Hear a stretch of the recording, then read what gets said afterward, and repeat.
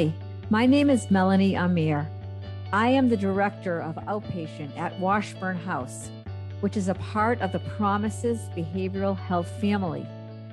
We have created a monthly video series to connect with our community. Our goal through this is to help individuals and families navigate substance use and mental health challenges by sharing useful insight and authentic conversations and have some fun. We know there is hope in recovery, and we want to show you that we can get better together. Remember, everything matters. Hey, Andrea. Hey, Jess, and hello, friends. Welcome to episode number 3 of this podcast for Promises in Washburn. And we're going to jump in and start talking about the disease of alcoholism and addiction. Yeah. So today we thought we would talk about the abnormality that Andrea and I have being women in recovery. And so we're abnormal in many ways, clearly, if you have listened to any of these podcasts. Or saw the first. What? Or saw the first one that we just tried to do before this one. So, but something that we have in common with each other and with other addicts is that when we put a mind-altering substance in us, we can't stop, right? We have an adverse reaction. Something happens to us. And that's what makes us abnormal. We have an abnormal reaction. And so we want to share some experiences with you about the abnormal reaction in an effort to help people who are struggling with this disease to not feel so alone, and maybe to help them to feel comfortable to seek out some help. And so my example, when I think about the abnormal reaction that I have to alcohol, I could go all the to alcohol and drugs. I could go all the way back to my first use, but the more prominent thing that stands out for me is my last day using. And so my last day using, I was convinced that I was going to be able to control it. Keep in mind that I had exhausted all other options. So I tried just using drugs. I tried just drinking. I tried not using certain drugs with drinking. I tried counting bottle caps. I tried not drinking hard alcohol. The list goes on. It doesn't end because, I wanted to believe that there was a way that I could use in safety because using for me did something for me. It worked. And so my last day using, it was a total disaster, and I believed that I was going to be able to drink in safety. And I had a plan. And with my whole heart, I believed that I was going to be able to adhere to this plan. And that day ended with me on the bathroom floor of my college dorm room thinking that my parents were going to be the parents who got the phone call in the middle of the night that their daughter died. And I didn't want that, right? But in that moment, I realized, oh my gosh, like when I put a mind-altering substance in me, it doesn't matter how much resolve I have or how much fight I have in me, right? To adhere to that plan, I have an adverse reaction, an abnormal reaction, and I cannot stop.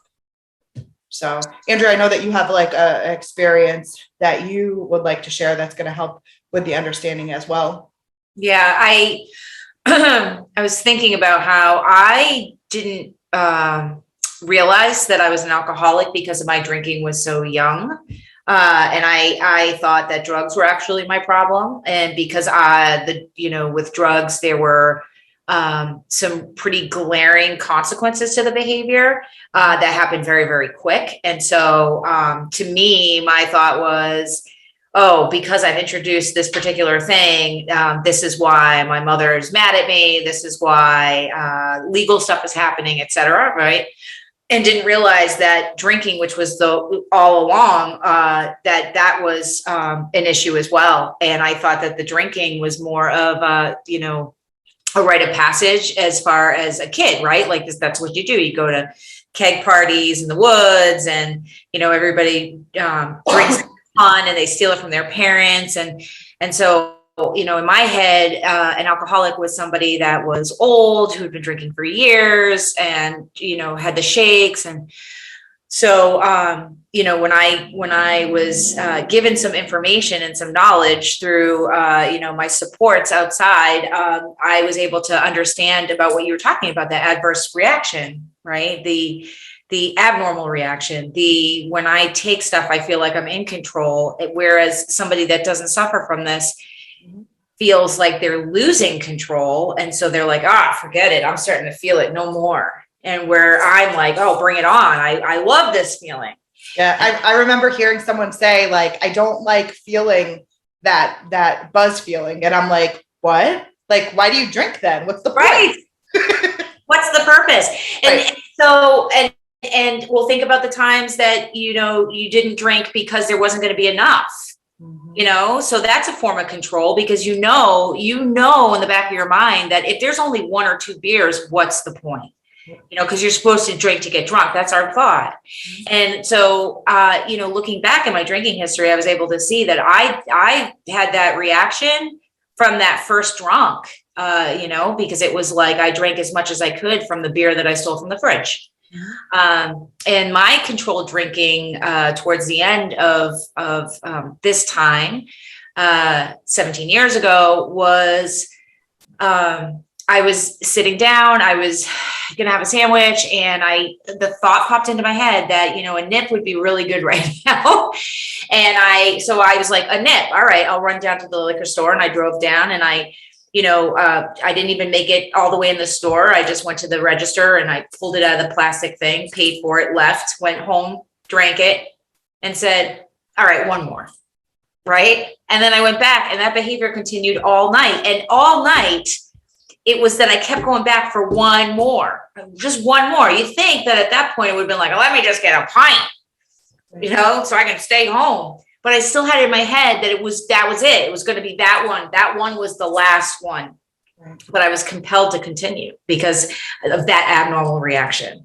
And that's when I came around and was educated on it, and I was able to finally see that, I'm an alcoholic and an addict, and I suffer from this thing. Well, I think too, like, how many times, like, I've heard clients, people, right? Friends, peers, their significant others, their family is like, well, just stop, right? Just stop. Like, why do you always have to get blackout drunk? Why do you always have to, go on to other substances? Why? And the truth is that there's something physiologically different in me, right? And in my clients and in my friends and, that are in recovery. And there's not really a rhyme or reason to it. It's just, it is what it is. Right. And I want more, even if it means that I lose everything. Right. And I think that something that's important to mention is that when I was that day that I had my last drink and drug, I had the best intentions. Right. The best intentions. I wasn't going to hurt people. I wasn't going to be absent from my family, from my friends. I was going to go to class. I was going to take my finals. I was going to be available I was going to be a good person, right, in this world. And I believe that wholeheartedly. But as soon as I put something in me, all bets were off. Yeah. Well, so we were just talking about that today. Right. And it's like, and this is part of that, distorted thinking that we suffer from because it's in our mind. Right. And, but you have like sound reason, paralleled with the distortion, and the sound reason is like, I probably shouldn't, I've got that class I got to go to, I got to get up early in the morning. Right. Sound reason. And then right next to it is the distortion where it's like minimizing, right? Like minimizing the risk that it's going to be, or maximizing, right? And sound reason is what you were just talking about. Like I'm hurting my family. I really mean it. I'm going to stop. That's it. I'm done. Like you truly mean it, sincere. And then immediately next to it, running parallel, is that distortion of, oh, but it wasn't really that bad. Or just one more night, go out with a bang. I know that was always my thing, right? Like, well, you didn't really enjoy it. If that's your last one, almost like a panic would set in, and I got to have just one last hurrah. Yeah. Yeah. And I mean, unfortunately for some people, over.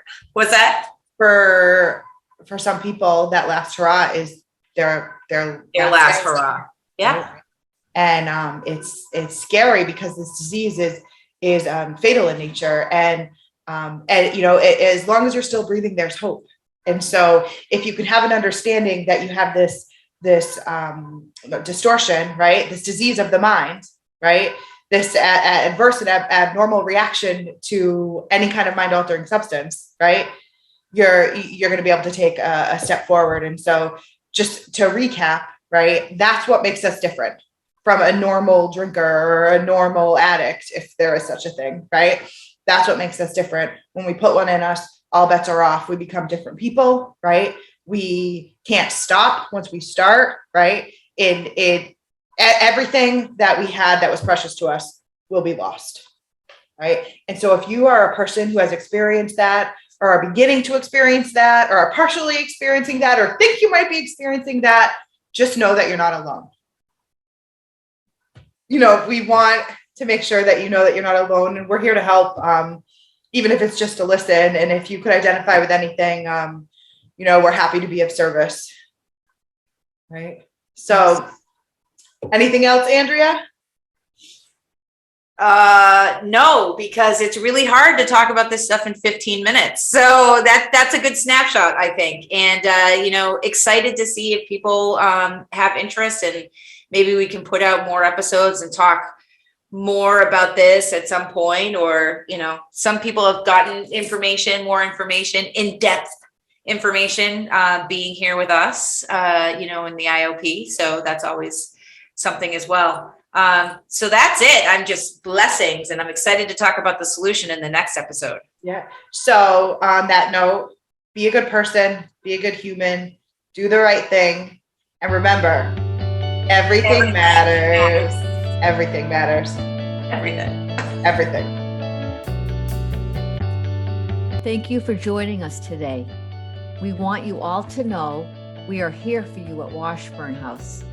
Join us for our next episode at the same place, same time, to learn about addiction and recovery. If you or a loved one is suffering from addiction or mental health, please do not hesitate to reach out to us. And remember, everything matters.